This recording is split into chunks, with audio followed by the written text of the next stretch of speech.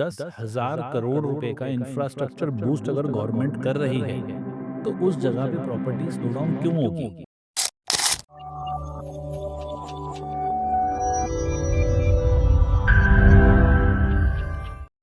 Welcome to talk studio.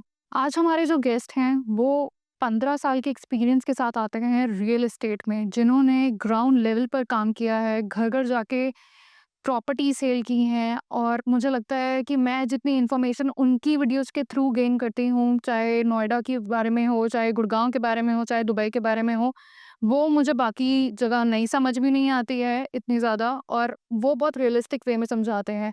तो today our guest is mister Saurabh Gupta. Thank you sir. यार, और अब हम जानेंगे उनसे नोएडा की रियल एस्टेट के बारे में, गुड़गांव के रियल एस्टेट के बारे में। सर, मुझे आपसे सबसे पहले नोएडा के बारे में जानना है। पहले एक वो बनी हुई थी कि नोएडा में जो इन्वेस्ट करते हैं, हो सकता है उनका पैसा फँस जाता है या कुछ भी इस तरीके का होता है, एंड विद टाइम वो चीज़ें बदल गई हैं।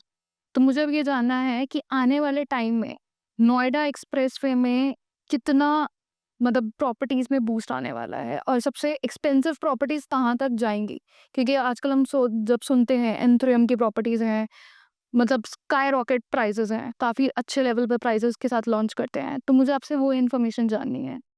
अब आप इसको ऐसे समझिए कि जैसे हम पीछे भी काफ़ी बार मिले हैं और आज इस पॉडकास्ट के माध्यम से मैं बता देता हूँ, जीवन में 3 चीज़ें हमेशा बढ़ने के लिए बनी हैं, इंसान, रियल एस्टेट और स्टॉक मार्केट। बिल्कुल। जब तक लोग ज़िंदा हैं, ये वैल्यू बढ़ेगी बढ़ेगी।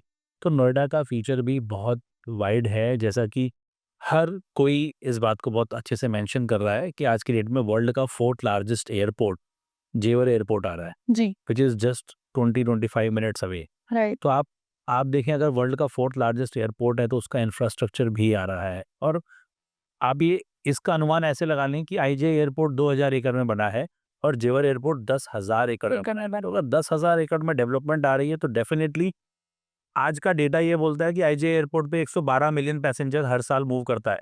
तो आपको क्या लगता है, उससे 5 गुना बड़े एयरपोर्ट पे क्या उतना ही पैसेंजर मूव करेगा? नहीं सर। बिल्कुल नहीं। और पैसेंजर मूव करेगा तो चीज़ें टर्न होंगी। बिल्कुल। और मल्टीपल स्मॉल सिटीज़ वहाँ बन रही हैं, electronic city, semiconductor city, toy park. जब ये सारा का सारा डेवलपमेंट आएगा तो लोग मूवमेंट करेंगे, और जब मूवमेंट होगा तो रियल एस्टेट अपने आप बढ़ेगा। और डेफिनिटली अगर आप वर्ल्ड प्राइसेस से बात करें तो नोएडा आज भी बहुत अंडर वैल्यूड है। इंफ्रास्ट्रक्चर अच्छा है, कंपनीज़ का अमाल्गमेशन डे बाय डे बढ़ता जा रहा है। तो रियल एस्टेट क्यों घटेगा? वो और बढ़ेगा रोज़गार के बाद।